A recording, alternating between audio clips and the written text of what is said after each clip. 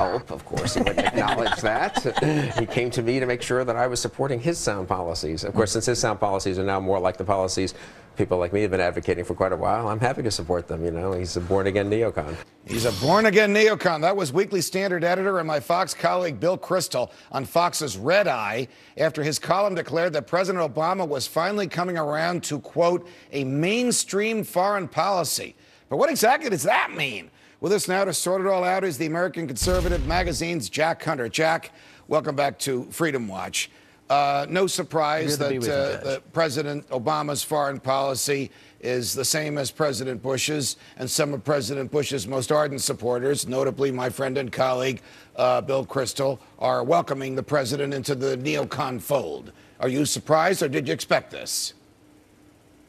I'm not surprised, and, you know, a lot of us said that once, you know, the anti-war candidate who became president, Barack Obama, got up there, he needed to put up or shut up, but what we're seeing is a third Bush term.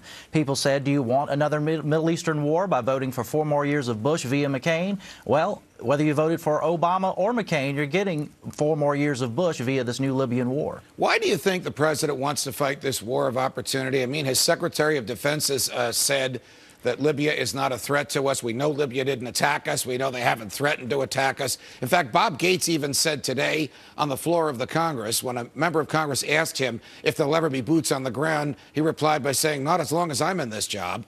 The president can't accomplish what he wants to accomplish without boots on the ground. So why this mysterious war started by the CIA, never consult with the Congress, with goals that almost are impossible to achieve without an invasion? Well, you know, the neoconservatives, we just heard Bill Kristol say that Barack Obama is a born-again neocon. I think that's pretty accurate. Aren't different in their philosophy from the liberal internationalists within the Democratic Party. They both want to make the world safe for democracy. They see us as the world's policemen, where we have to intervene everywhere. And you'll notice that Defense Secretary Gates was very hesitant to get involved in Libya, but now we're there. He has to, of course, take the administration's narrative. But people like Hillary Clinton were anxious to get involved. She is certainly a liberal internationalist and somebody who someone like Bill Kristol can sort of sympathize with. Obama is a neocon reborn in that sense. Why haven't they learned the lesson that you can't force democracy down people's throats, especially in a part of the world that has never had it ever at any time in its history? And you certainly can't do it at the end of a gun.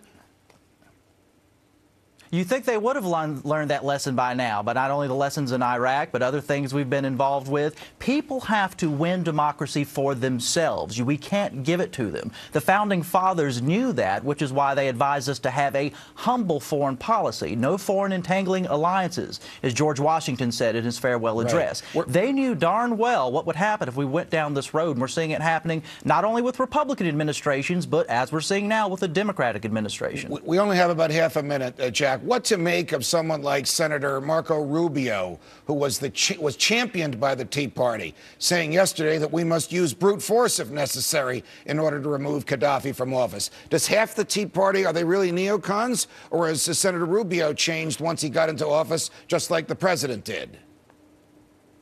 Well, I think Senator Rubio, who supports what Obama's doing in Libya, is a good example of a Tea Party leader who is still comfortable with the contradictions that the Republican Party lived with during the Bush years. The Tea Party now, in retrospect, looks back at a Republican administration that doubled the size of government, that doubled the national debt. Why? Because they identified primarily with support for the war in Iraq. Well, now we're far removed from that. The Tea Party is zeroing in, targeting the budget, the deficit, a $14 trillion debt, to the extent that a Rand Paul is saying we need to cut foreign aid, we can't be the world's policeman, we can't intervene all over the place. That is in line with the Tea Party, but not what Marco Rubio is saying. Got it. Jack Hunter, thanks for joining us.